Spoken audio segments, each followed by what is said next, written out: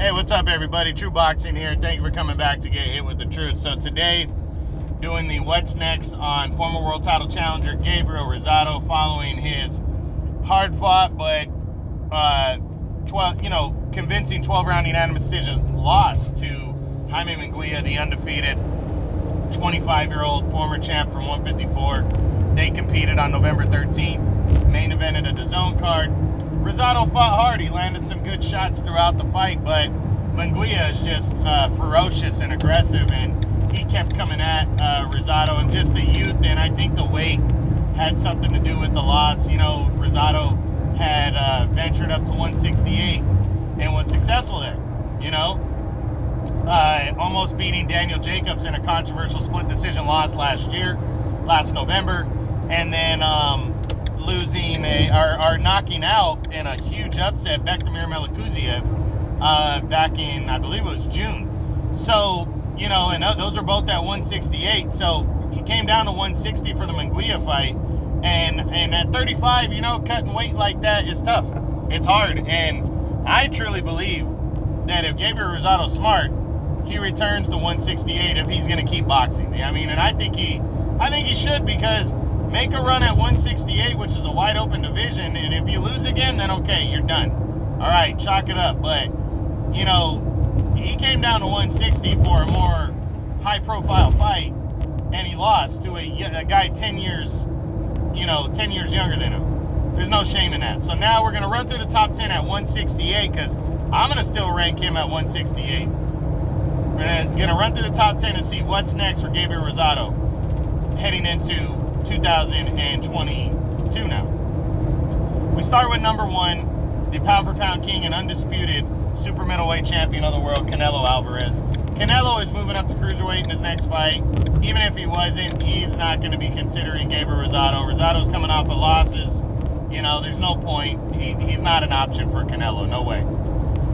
Number 2 right now for me is David Benavidez. Now, I don't think Benavidez would fight Rosado.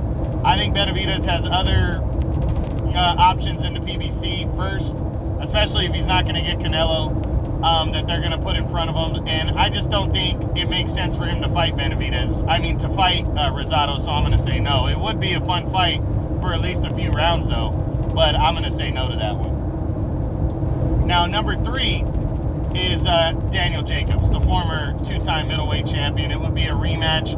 I think Jacobs should take the fight just from the perspective of leaving no doubt. You know, I think it makes sense. Jacobs hasn't fought since their fight last year.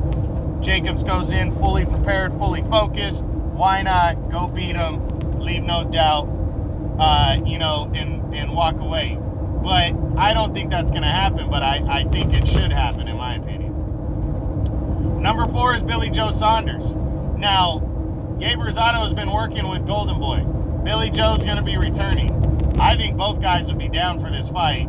I think it is possible, but neither guy has mentioned to each other. But I would like to see it, and I think it could be easily made. So maybe we'll get lucky and can see a fight like that. I think it's a good first fight back for Billy Joe if he's going to make one return, and I think it's a good opponent for Rosado, you know, at 168 to get back in the mix. So we'll see. Number 5 is the former IBF champion Kayla Plant. Now, I'm not sure where Rosado's full-on loyalties lie in terms of his last 3 fights at least have been with DAZN, maybe more than that.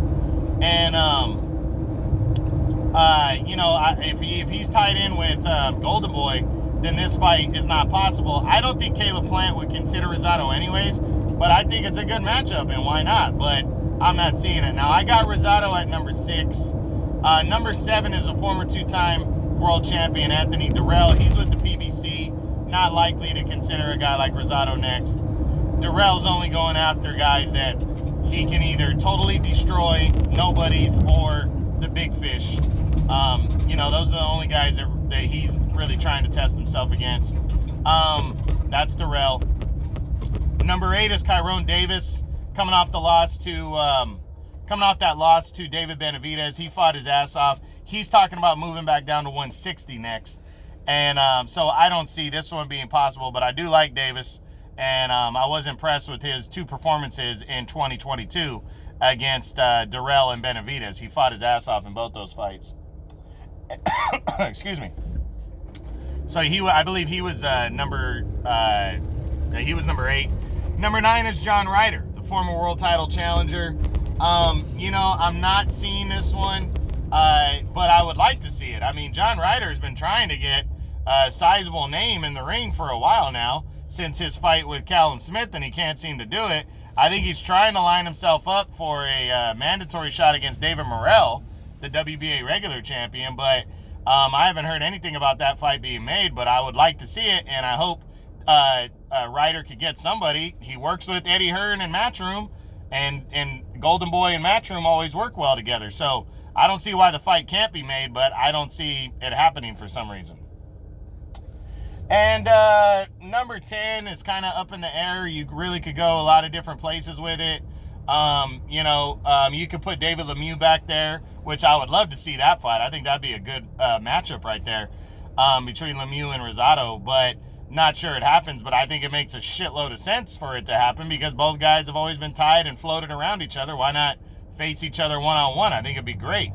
But Rosado, he's going to have options no matter what. Rosado always does, but I really think he's better fit moving up to 168. I think he could pretty much fight anybody next, and I think he should weigh his options, make a run at a world title at 168, and if he falls flat on his face, then fine.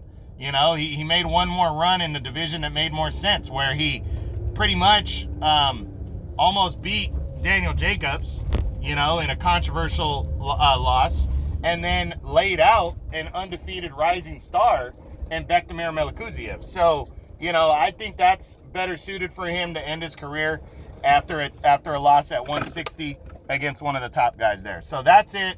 That's the what's next on Gabriel Rosado, the former world title challenger, following his loss to Jaime Munguia. I hope you guys enjoyed it. True Boxing, you've been hit with the truth.